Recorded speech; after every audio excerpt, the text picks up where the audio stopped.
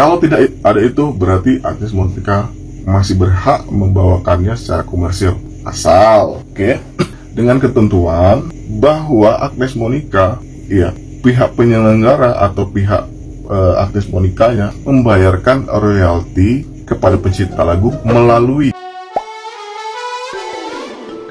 kasus hak cipta Ari Bias versus Agnes Mo belum selesai. Setelah Ari Bias dinyatakan menang oleh Pengadilan Niaga Jakarta Pusat, Agnes Mo kemudian melayangkan kasasi pada 12 Februari 2025. Pertarungan Ari Bias dalam menggapai hak cipta lagu Bilang Saja memang sudah selesai di tahap pertama. Namun, ia masih perlu menunggu hasil kasasi. Semasa proses berjalan, Ari Bias turut dibanjiri hujatan yang cukup menyakitkan. Namun, Ari Bias menegaskan melakukan hal ini bukan karena butuh uang. Ari Bias mengaku tidak mempermasalahkan aksi panggung Agnes Mo lainnya kecuali 3 live konser yang masuk dalam gugatan. Ari Bias bahkan dengan lapang membiarkan Agnes Mo menyanyikan lagu Bilang Saja di panggung-panggung sebelumnya itu meski tidak dapat royalti. Ari Bias juga menyatakan kini perjuangannya selesai. Selama lebih dari 1,5 tahun, ia berusaha mencari keadilan sampai di titik kemenangan dalam gugatan di Pengadilan Niaga Jakarta Pusat.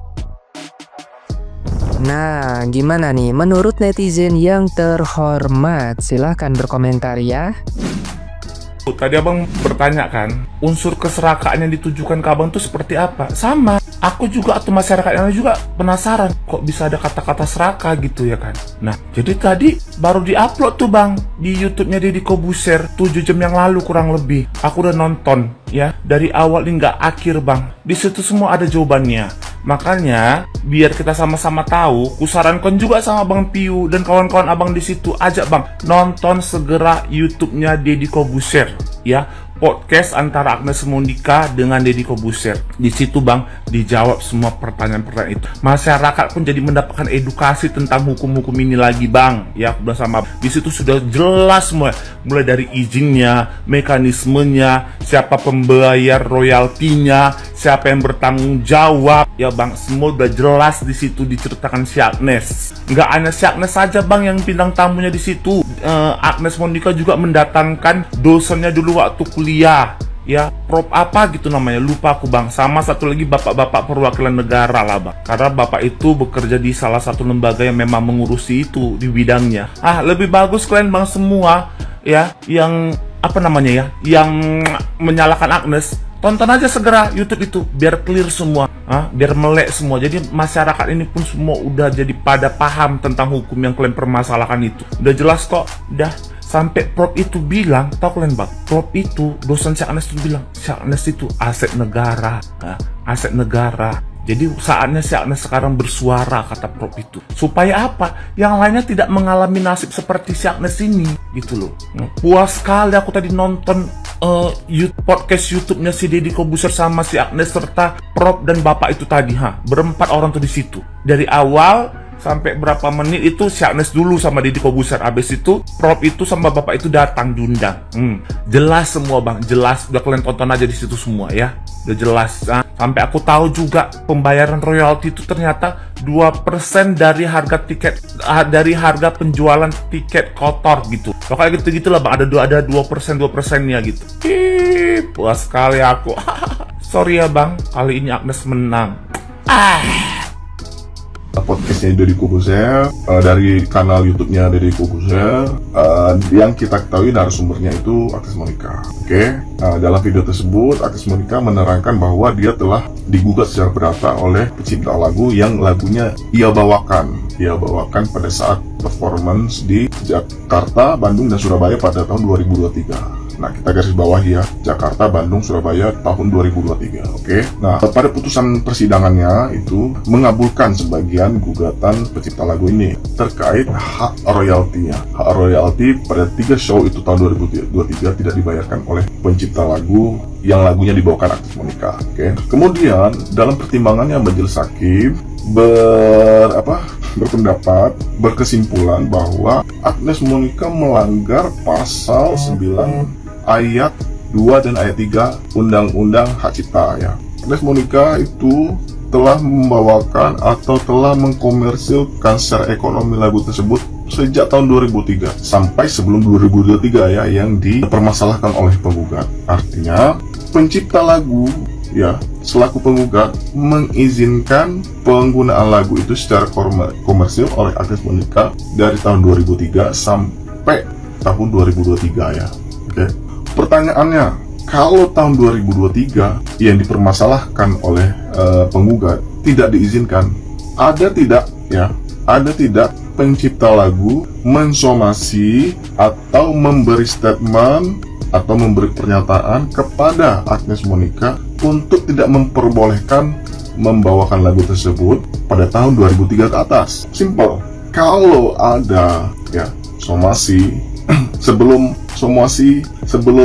show-nya di Surabaya, Bandung, dan Jakarta yang dipermasalahkan ya pada tahun 2023, kalau ada somasi atau peringatan atau pernyataan sebelum Agnes show pada 3 kota tersebut pada tahun 2003, maka berlakulah pasal ini, pasal yang jadi pertimbangan hakim.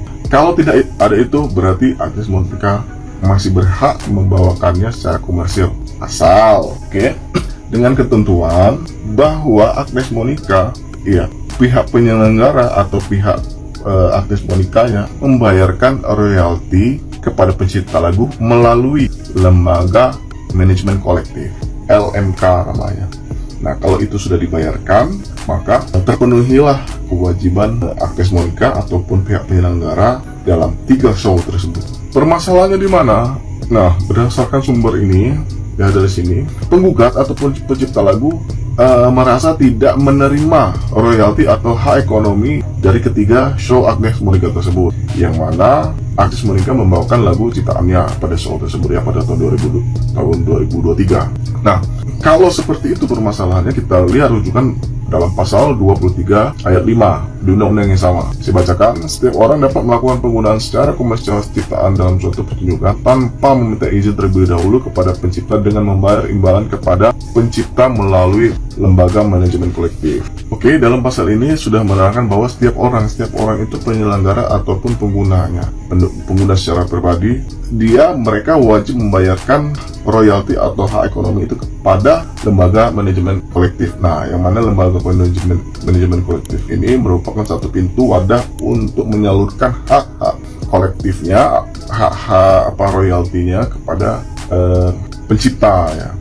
Nah, itu wadah tunggalnya itu seperti itu, manajemen kolektif. Nah, lebih lanjut, apakah sudah dibayarkan oleh kedua subjek tersebut ya, yaitu pengguna dan penyelenggara. Nah, dalam podcastnya Deddy Corbuzier itu, Agnes Monica menerangkan bahwa kedua pihak ini yang terlibat dalam penyelenggaraan tersebut telah bersepakat bahwa segala akibat yang timbul dari perjanjian ini merupakan tanggung jawab penyelenggara. Nah, di situ merupakan tanggung jawab penyelenggara, termasuk membayar royaltinya kepada lembaga manajemen kolektif. Oke, kalau di situ dalam show tersebut sudah dilihat secara tegas bahwa ada perjanjian, maka berlakulah undang-undang perjanjian itu. Nah, harusnya kewajiban untuk membayar royalti dibebankan kepada penyelenggara atau IO bahasanya ya.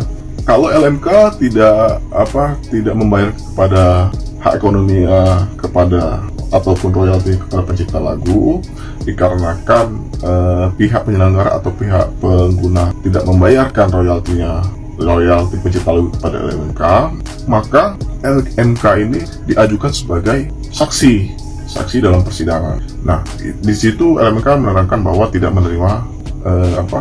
menerima hasil dari ketiga show tersebut ya.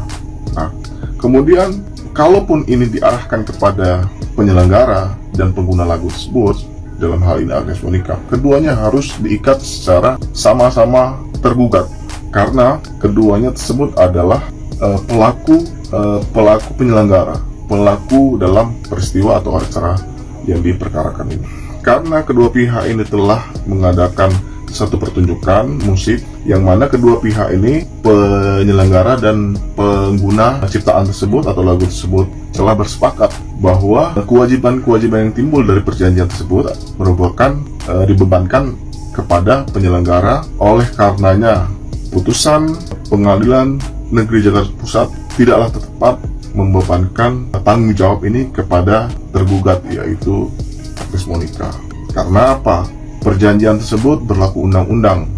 Nah, undang-undangnya mengatakan bahwa kewajiban yang timbul dari show tersebut merupakan tanggung jawab penyelenggara, maka kewajiban yang timbul dari ketiga show tersebut di tahun 2003 jatuh kepada pihak penyelenggara. Seperti itu kurang lebihnya, kawan-kawan ya. Semangat!